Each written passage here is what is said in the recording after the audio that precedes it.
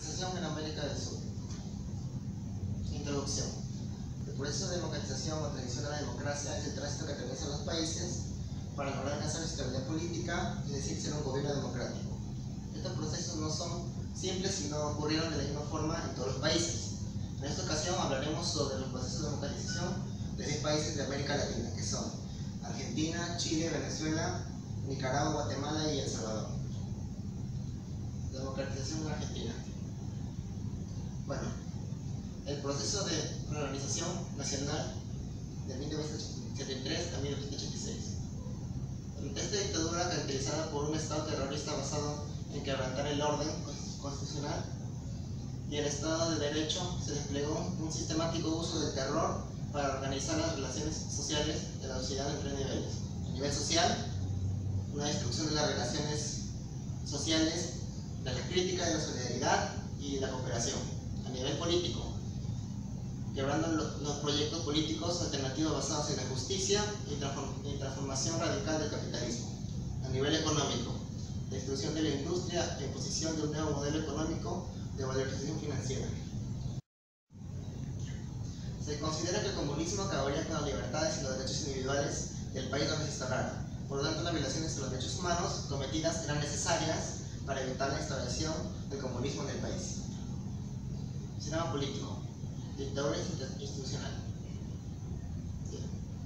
No era una dictadura institucional por el respeto a las instituciones democráticas, sino porque se proponía a institucionalizar un nuevo orden.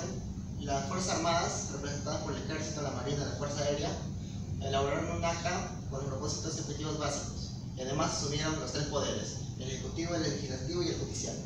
Las Fuerzas Armadas establecieron una serie de normas para la sucesión en el ejercicio del gobierno, asegurando su continuidad.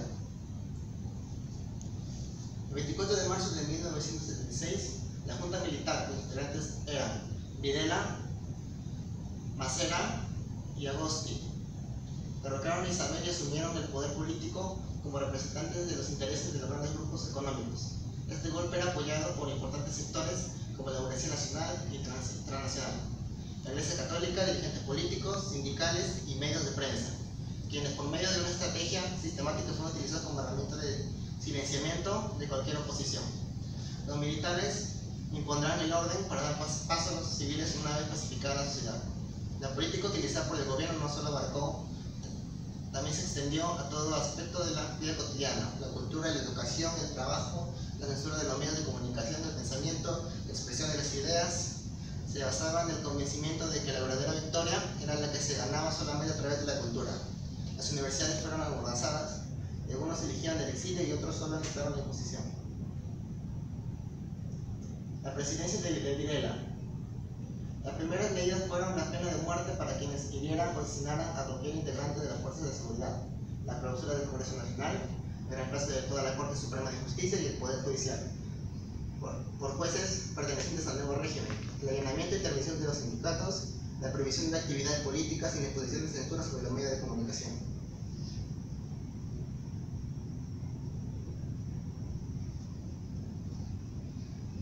Doctrina de Seguridad Nacional. Fue implementada y utilizada del todo durante este régimen como base ideológica. En un principio estaba dirigida a cualquier amenaza comunista, marxista o socialista, pero luego fue usada para reprimir y matar a todos quienes atentaban al supuesto bien común. Este pretexto se expresa en la teoría de los 2 demonios, defendida por la Unión Cívica Radical, según la cual un demonio era la guerrilla y el otro los militares, y en el medio había una población que no tenía nada que ver. Una vez derrotados los movimientos guerrilleros, el Estado terrorista desplegó un mecanismo de control social sobre la población, con amenazas, secuestros, muertes de militantes, sacerdotes, sindicalistas, abogados, intelectualistas, activistas de organizaciones de derechos humanos y muchos otros. La operación procuraba eliminar toda posición social de expresión popular. Se buscaba convencer a la población de que la irrupción de las Fuerzas Armadas implicaba la opción entre el caos o el orden, y que se estaba en guerra con el enemigo interno. Esa concepción militar contra la subversión también sirvió de pretexto a los militares argentinos para ampliar la influencia del país en ciertas regiones latinoamericanas, saliendo a flote en una creencia nacionalista que veían a Argentina como una posible potencia geopolítica. Para todas estas tareas se necesitó un servicio de inteligencia que emplea métodos de tortura para obtener información. Centros clandestinos. Los centros clandestinos están organizados por una estructura de régimen de funcionamiento iguales, con salas de tortura y salas de servicios médicos. La acción terrorista se dividía en secuestro, tortura, detención y ejecución. Para los secuestros se operaba de noche, se realizaron en fábricas, en centros de trabajo, en las calles, en otros países con la colaboración de las autoridades. La tortura física era prolongada y de duración indefinida, y utilizando la psicología. Sufrían simulacros de fusilamiento y asistían a sus amigos, sus hijos, esposos, familiares. En un principio se usaba para sacar información, pero su verdadero objetivo era para quebrar la resistencia del detenido, destruir su dignidad y personalidad. Los que sobrevivían a la tortura permanecían en detención en los centros clandestinos, cuya existencia fue negada por las autoridades. Se les dejaba heridos, sin atención médica, encapuchados y mal alimentados. Muchas detenidas embarazadas dieron a luz en estas condiciones y fueron despojadas de sus hijos. Los derechos humanos. Se buscó neutralizar los atentados de los derechos humanos a través de una campaña con el lema "Los argentinos somos derechos y humanos". Denuncias realizadas por los sobrevivientes, los centros clandestinos, los exiliados y familiares de las víctimas en el exterior. La Comisión Internacional de Derechos Humanos abrió oficinas en todo el país que del 6 al 20 de septiembre de 1979 recibieron miles de denuncias de secuestros y desapariciones. Se considera que fueron crímenes de lesa humanidad por asesinatos, exterminio, deportación, encarcelación, tortura, violación, prostitución forzada, esterilización forzada, persecución por motivos políticos, religiosos, ideológicos, raciales, étnicos, libertad sexual u otros. Presidencia de Roberto Eduardo Viola. Su gobierno adquirió un carácter polémico, siendo cuestionado por los militares por su intento de relacionarse con los partidos tradicionales y llevar adelante una moderada apertura política que empeoró la situación, siendo acusado del puesto de gobierno y reemplazado por Galtieri. Presidencia de Leopoldo Galtieri. Retuvo el control directo de las Fuerzas Armadas y las medidas económicas desarrolladas por el ministro de Economía, las cuales fueron la restricción del gasto público, la comprensión del circulante, la privatización de bienes estatales, el congelamiento de los salarios que llevaron a una grave depresión económica. La recesión llevó al cierre de numerosas industrias y medidas drásticas de reducción de personal en otras. La Guerra de Malvinas. El desembarco argentino el 2 de abril de 1982 conmovió al país y unificó temporalmente a todos los sectores detrás de la recuperación de las islas. El anuncio provocó expresiones de patriotismo, masivas concentraciones en la Plaza de Mayo. La izquierda se dividió, un sector apoyó el operativo de las fuerzas militares, pero sin apoyarlas a ellas, y otro vio el triunfo de los militares como un medio para terminar con la dictadura. El 14 de junio Argentina se rinde y se dirigió nuevamente a Plaza de Mayo. Miles de ciudadanos repudiaron al gobierno, ya que los medios de prensa informaron del engaño sobre las victorias argentinas en el campo de batalla. El final del conflicto fue un factor decisivo para la restauración de la democracia. Presidencia de Reinaldo Benito Vignon. Galtieri renuncia y se nombra a Vignon como presidente, quien cumpliría un periodo de gobierno limitado. Economía. Las políticas económicas de Martínez de Hoz se apoyó en dos grandes columnas.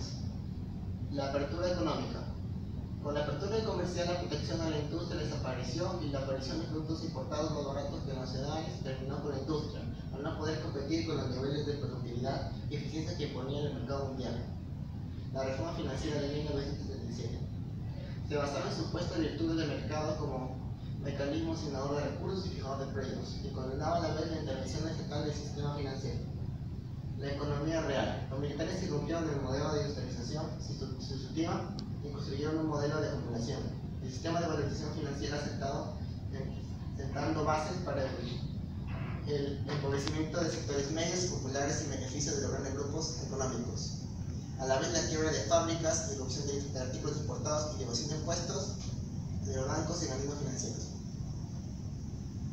Las consecuencias generales. La concentración del ingreso.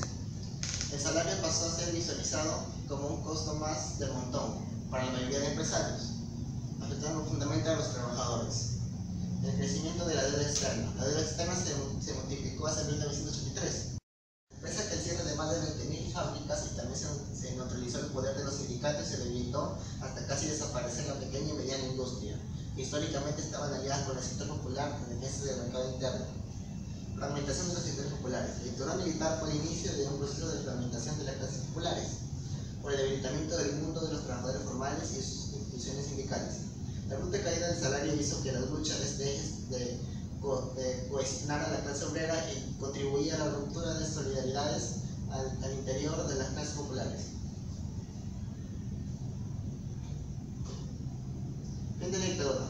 Tras las crecientes protestas sociales, la presión internacional por las violaciones de los derechos humanos y la derrota de la guerra, la Junta Militar decidió finalmente entregar el poder en 1983. Pigno llamó a elecciones presentándose Ítalo Luder, que rechazaría la revisión de lo sucedido durante la dictadura militar, dando legalidad a la ley de autoamnistía dictada por los militares, y Raúl Alfonsín, un radical a favor del enjuiciamiento de los responsables del terrorismo de Estado. El 30 de octubre de 1983, Alfonsín venció en las elecciones con la mayoría de votos y se comprometió a devolver a la Argentina a la senda de la democracia, pero hasta el día de hoy. De Venezuela. El 17 de diciembre de 1935, con la muerte de Vicente Gómez, se termina una de las dictaduras más férreas de la historia del país y termina el periodo llamado caudillismo. Después se da inicio a un gobierno provisional y al inicio de una transición a la democracia. Se instala un gobierno militar por parte de Marco Pérez Jiménez que termina en 1958. El 23 de enero de 1958, al irse de Venezuela Jiménez, una junta de gobierno presidencial por el contraalmirante Larrazábal prometió que se realizarían elecciones libres antes de finalizar el año. Eliezer López Contreras fue el primero en gobernar durante la transición democrática. Él autorizó la libertad de expresión, permitió la existencia de partidos y sindicatos, reconoció los derechos a huelga, promulgó una ley de trabajo más moderna e instituyó el seguro social obligatorio. Además de eso, en 1937 ordenó la expulsión del país de Rómulo Betancourt, Raúl Leoni, Gonzalo Barrios, Jovito Villalba y 43 dirigentes más. Presentó su programa de gobierno que reorientaba a la nación hacia la democracia. En ese mismo año hubo varias manifestaciones en contra de Félix Galaviz, gobernador de Caracas, y lo destituyó. En 1936 se inició la huelga petrolera que duró 43 días y que marcó la prioridad de reconocimiento de los derechos de los obreros. Las elecciones se realizaron en 1941. En aquel entonces las elecciones no eran directas, sino que se hacían entre los diputados y senadores del Congreso. El ganador fue Isaías Medina Angarita. Isaías Medina Angarita lo primero que hizo fue modificó la Constitución para permitir la creación de partidos considerados revolucionarios y para establecer el sufragio universal y directo para los diputados, aunque no para la presidencia. Además de eso, se fundó el Partido de Acción Democrática, más conocido como AD, liderado por Betancourt y por gallegos. Medina propuso a Ángel Biagini, su ministro de Agricultura y Cría, para que fuera su sucesor, pero el Partido de Acción Democrática no quiso, ya que ellos apoyaban a Escalante. Se opuso y solicitó que se nombrara un jefe de Estado provisional mientras se modificaba la Constitución para la elección presidencial, fuese por el voto universal directo y secreto. Esta propuesta fue rechazada por el gobierno. Es entonces cuando Acción Democrática, junto a un grupo de oficiales, hicieron un golpe de Estado derrocando a Medina. El poder fue asumido por una junta de gobierno presidida por Betancourt y con la participación de Prieto Figueroa, Leoni y Barrios. Por el ejército participaron el mayor Carlos Delgado y el capitán Mario Vargas. La Junta Revolucionaria de Gobierno ofreció la realización de elecciones en abril de 1946 para un nuevo Congreso, la restitución de las garantías constitucionales, de la libertad de prensa y de la agrupación sindical. Al poco tiempo se fundaron dos partidos de origen estudiantil que tuvieron grandes influencias. El primer partido fue la Unión Republicana Democrática, más conocida como URD, fundada por Jovito Villalba, y el Comité de Organización Política Electoral Independiente, conocido como COPEI, fundado por Rafael Caldera. La participación del Estado en la industria petrolera debía ser del 50%. Esto se le conoció como el régimen 50-50. En las elecciones legislativas de 1946, Acción Democrática logró el 80% de los votos. Andrés Eloy Blanco culminó en julio de 1946 con una nueva constitución que establecía que las elecciones para la presidencia y el Congreso serían a través del voto universal, directo y secreto. El breve mandato de Rómulo Gallegos. En diciembre de 1947 se realizaron las elecciones generales, resultando electo por amplia mayoría con 870.000 votos Rómulo Gallegos de Acción Democrática. Su gobierno fue del 15 de febrero hasta el 24 de noviembre de 1948, cuando fue derrocado por una junta militar formada por los tenientes coroneles Carlos Delgado Chalbaud, quien era ministro de Defensa, Marco Pérez Jiménez y Luis Felipe Llovera Páez, quienes acusaban al gobierno de haber sido incapaz de resolver la crisis y Acción Democrática de ser un partido sectario. La dictadura de Marco Pérez Jiménez. Fue nombrado presidente provisional el 2 de diciembre de 1952. Se persiguió y encarceló a todos los opositores, principalmente los de ADECO y a los comunistas, por medio del servicio secreto. Sin embargo, el gobierno inició un extenso programa de obras públicas. Su política económica, ayudada por el auge petrolero, muy acertada, incrementando la riqueza y el bienestar del país. El desgaste del gobierno fue progresivo. A la oposición de los estudiantes se unió la de los profesionales, grupos económicos y la misma iglesia a través de una famosa pastoral de arzobispado de Caracas. En noviembre de 1957, Pérez Jiménez anunció que en vez de realizar elecciones libres, se convocaría un referéndum para decidir su reelección. Empezaron las huelgas generales, las manifestaciones causando la huida de Pérez Jiménez y la caída de su gobierno el 23 de enero de 1958. Los dirigentes políticos principales, quienes habían regresado al país del exilio, se reunieron y el 31 de octubre de 1958 firmaron el Pacto de Punto Fijo, el cual tenía por objetivo afianzar el naciente sistema democrático, fijando las reglas de convivencia de partidos. La democracia se inició con Betancur, la siguió Leoni, Caldera, Pérez, Herrera, Luchini, otra vez Pérez, Caldera, Chávez y actualmente Nicolás Maduro. La democratización de Chile.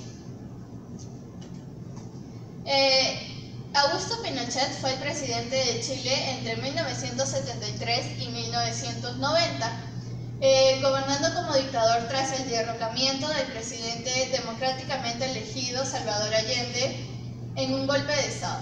Prohibieron todos los partidos políticos de izquierda. Estados Unidos proporcionó apoyo al gobierno militar tras el golpe de Estado. Muchos de los opositores al régimen fueron detenidos y asesinados. En diciembre de 1974, Pinochet cambió oficialmente su título de jefe supremo a presidente de Chile. Revitalizó la alicaída económica del país mediante reformas del libre mercado y su política condujo a un crecimiento sustancial del PIB, convirtiéndose en una economía liberalizada, bien integrada en el mercado mundial. Además de eso, en 1980 se celebró el referéndum para decidir si se adoptaba una nueva constitución. Entre sus propuestas se encontraba la de prohibir todos los partidos de izquierda definitivamente, el aumento de los poderes presidenciales y también que le permitiesen un periodo de mandato adicional de 8 años. El nuevo documento fue aprobado con más del 67% de los votos, aunque el resultado fue muy criticado por haberse manipulado. Una caída temporal del crecimiento económico, seguida del referéndum, lo que provocó huelgas y protestas en todo el país, las cuales fueron reprimidas. En 1986 Pinochet sobrevivió a un intentado de asesinato. En 1988 llevó a cabo otro referéndum que preguntaba al pueblo por otros 8 años de mandato. Antes del referéndum, en 1987, frente a la presión internacional, Pinochet había legalizado varios partidos. El nuevo mandato de 8 años fue rechazado por el 56% de la población, lo que llevó a elecciones presidenciales y legislativas el año siguiente. Estas fueron ganadas por el izquierdista Patricio Aylwin, que reemplazó a Pinochet como presidente en marzo de 1990. Patricio Aylwin lo primero que hizo fue reinsertar a Chile dentro de la economía internacional. Además de eso, elaboró el informe Rating, con el que hacía conocer la verdad sobre los derechos humanos y qué violaciones había hecho Pinochet.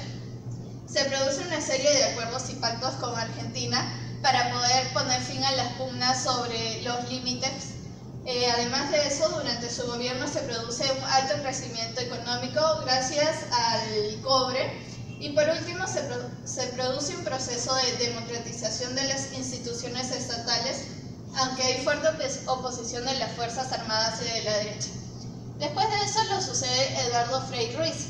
Con él se instaura la mesa de diálogo como una instancia cívico-militar para la entrega de información y con ello la resolución de muchos de los casos pendientes de manera de violaciones de derechos humanos. Bajo su periodo se viene situaciones por la detención de Pinochet en Londres y luego su desafuero en Chile. Hubo una crisis económica mundial conocida como la crisis de asiática que azotó fuertemente al país y elevó las tasas de desempleo en Chile. Además de eso, se da comienzo a la reforma educacional con el fin de otorgar una igualdad social a través del mejoramiento de la educación. Por último, se suscriben algunos tratados de libre comercio con varias entidades de la comunidad internacional. De ahí lo sucede Ricardo Lagos Escobar del 2000 al 2006. Con él triunfa un pequeño margen ante el candidato de la derecha, Joaquín Lavín. Se redacta el informe final de la mesa de diálogo, con lo que pone fin a muchos de los casos pendientes sobre derechos humanos. Se firman varios acuerdos de libre comercio, muchos de ellos con Estados Unidos, la Unión Europea y países asiáticos como Japón en el 2003. Se producen reformas en el plan laboral, estallan bullados casos de corrupción que involucran a políticos y funcionarios de gobierno, con lo cual empaña la imagen de la concertación. Por último, tenemos el actual presidente Michelle Bachelet. Su gobierno empezó en el 2006 y dura hasta la actualidad. Algunos historiadores confirman que Chile aún está ante una transición democrática. Me ha tocado exponer la democratización de Centroamérica y voy a hablar sobre Nicaragua y El Salvador.